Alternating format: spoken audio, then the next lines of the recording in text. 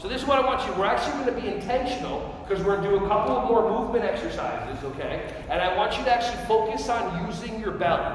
Now, I could have had a six-pack, but because I wanted to give you a visual aid on how to do belly breathing, I focus on Sicilian slices and root beer and ice cream for you, right? For you that get that, okay? It's responsibility. Okay, good. So what I want you to try to do is actually use your ab muscles. They're under there somewhere. Use your ab muscles, and when you breathe in, stick your belly out, and actually push. See that?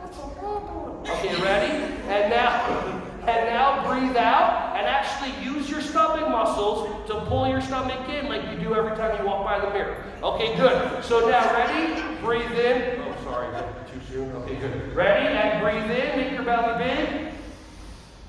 And breathe out. Make your belly small. Perfect. Hey everyone, thank you so much for watching my videos. Ron Schwally here. Just wanted to say I appreciate you.